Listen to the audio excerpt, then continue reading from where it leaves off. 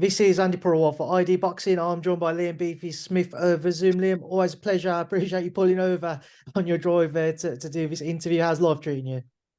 Yeah, good mate. Not too bad. Not too bad.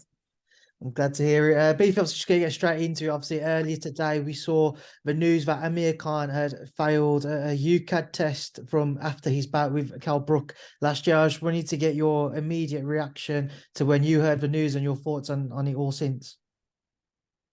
Uh, just madness again. I'm baffled by how now a UKAD one can come out. How many months after? Over a year. Over a year. So by all accounts, if Amir Khan didn't retire, he could have had a bout since then.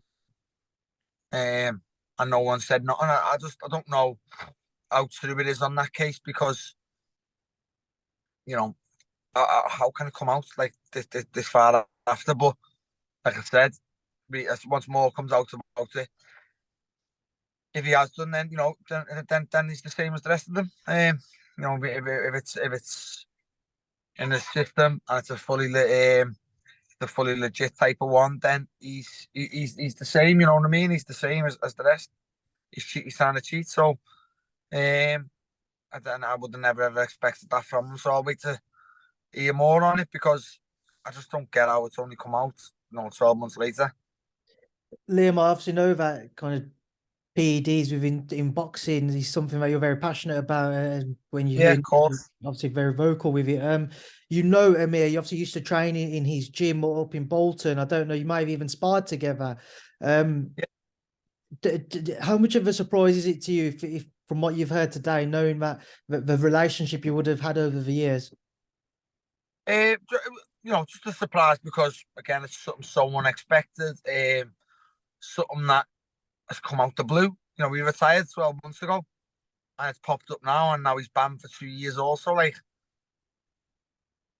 I don't get it. Has this been going on behind the scenes, and then he's fully guilty, so they bans him because that's just surfaced now, and all of a sudden he's banned for 2 years. Why isn't Conor Benn banned? Like, I just don't. It's all. I'll be dead honest with you as well. To be honest, again, I don't. I'm not going to sit on the fence, and I don't beat around the bush. But I haven't stopped all day. I've had my little girl all day, so I haven't even read. I haven't read the article. I don't even know what drug it is. To be brutally honest with you, I just seen, and then I walked with my mum before, seeing Sky Sports News was on the bottom of that screen. I haven't stopped to read a thing yet, so I'm not going to comment too much on it, and I'm not going to slaughter them too much yet because I don't know and I haven't read it. Beefy, just to give you a bit more of knowledge on what it was then. So the drug called Ostarine, I believe that's how you pronounce it. It's mainly used by athletes and bodybuilders, and it's a drug which is designed to have similar effects to testosterone. Again, I'll read up more and see what it is, and again, I think you know me. You think I'll speak my honest opinion, and once I read myself on it and see what's what. Obviously, one thing which kind of created confusion is whenever there's a positive test from UKAD, they're due to inform the offending party, the board, and the promoter, Boxer. Obviously, Boxer have come out and the board have come out saying that they've only just found out the board's case. They found out last night. Boxer come out saying they only found out this morning via social media. What's your understanding as to how it should have actually been dealt with, Liam? That's exactly it. Nobody knows, what the fuck's that? Like, surely it should have come out a couple of weeks after, and Kell Brook should have been notified, and Boxer should have been notified, Sky should have been notified. I don't know. Like I said, I haven't read properly.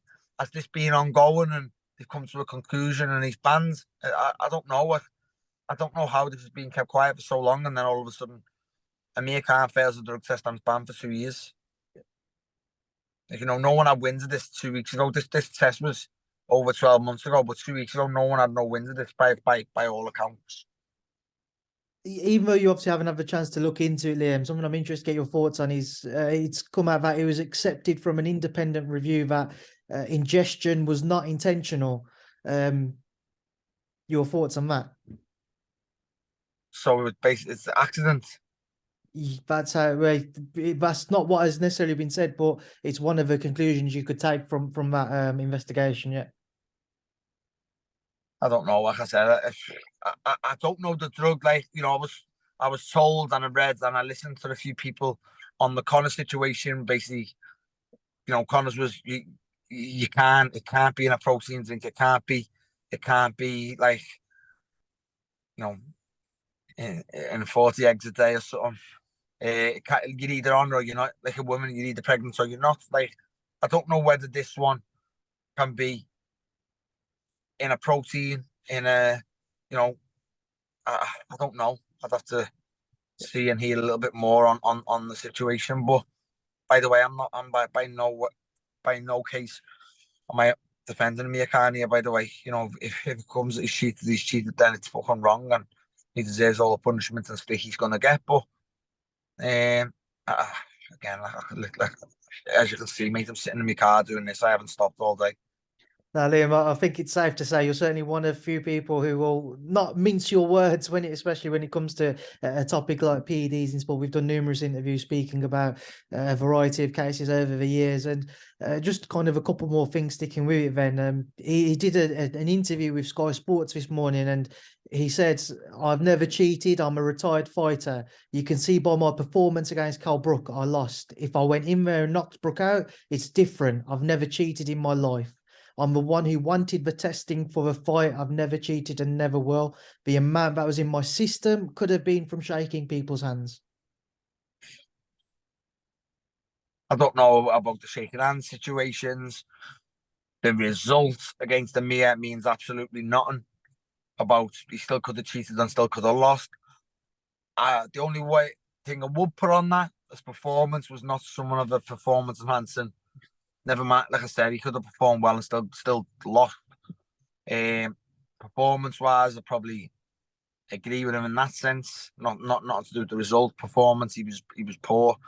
So that's the only thing I'd look at in that sense. But all that does not mean you know, he never cheated. But yeah,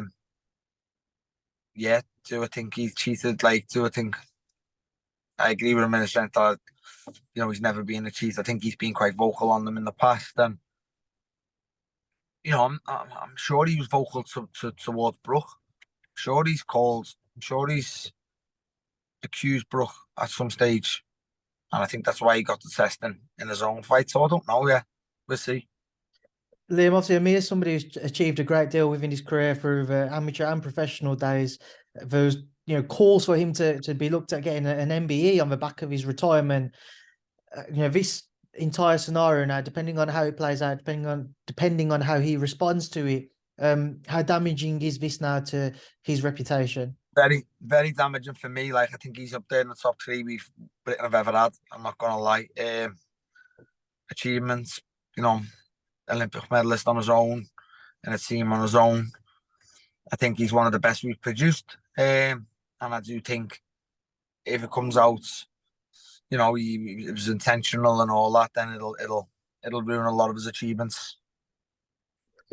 Moving away from Amir, but sticking with somebody who's actually been involved in his own case over the last year, well, just under a year, is Conor Benn. Now, he seems like he's going to nip in and steal your fight with Chris Eubank Jr. That's been Not reported. stealing nothing off me, mate. Don't not stealing nothing off me. Well, I will rephrase that then.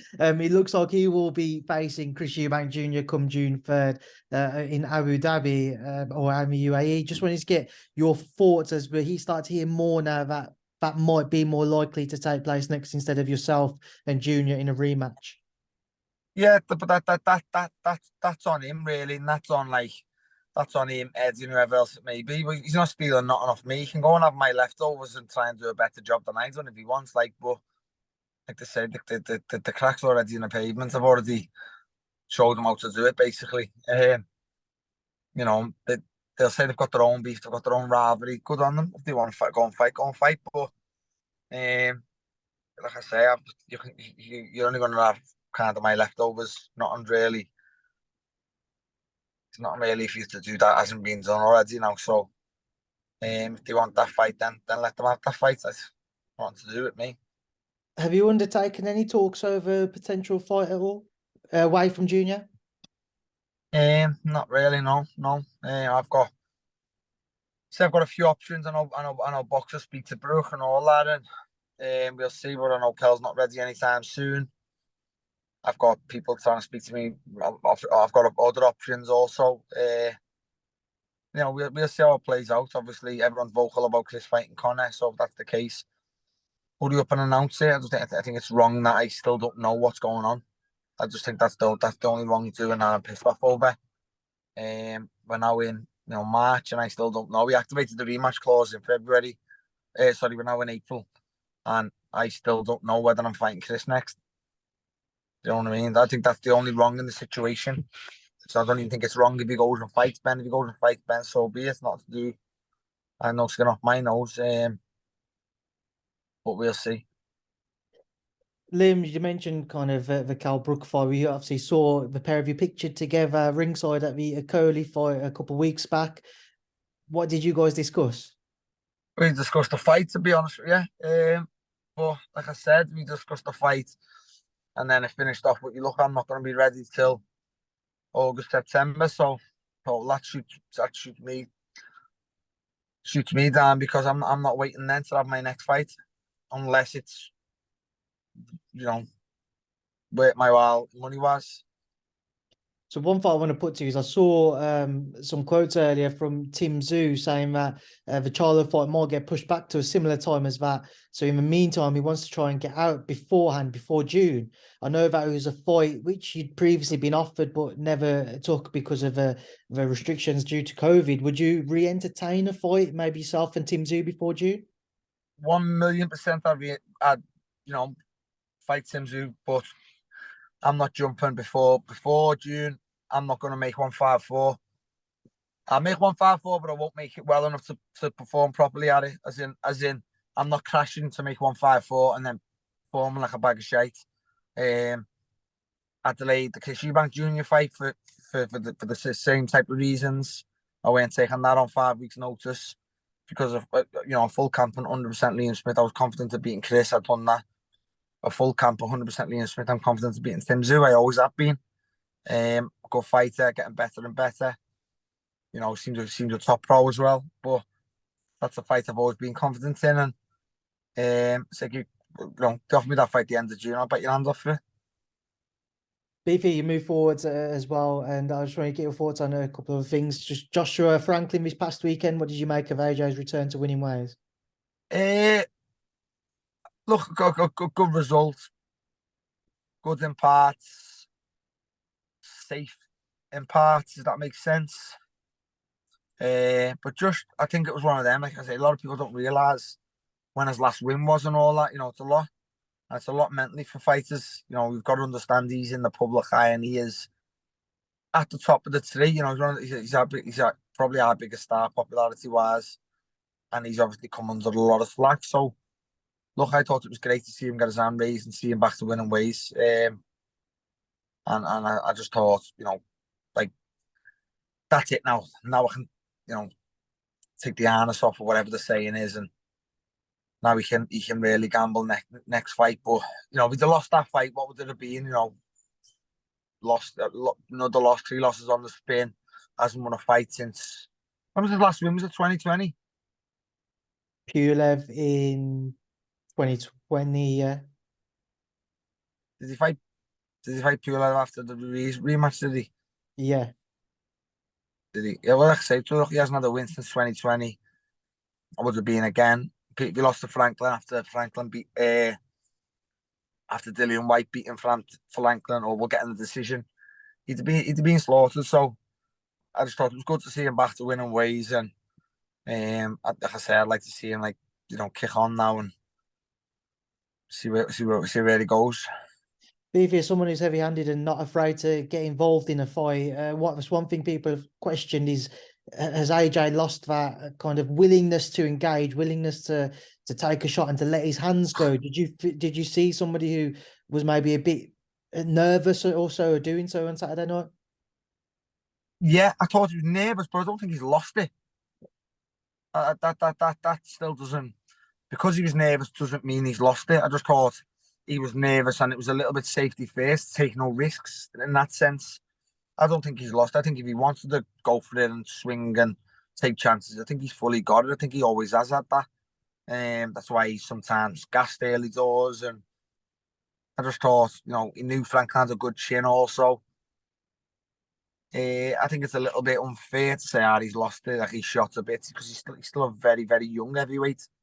Yeah, so I don't think he's lost it. I just thought it was more so nerves and safety first, rather than he's lost it, he hasn't got it no more. Right, Beefy, listen, I know you've pulled over to do this interview, so I'm going to leave you to shoot off and get back home. So it's a pleasure as always. Thanks for Nice speaking one. to me, and I'll see you soon. Nice. Mate, thank you.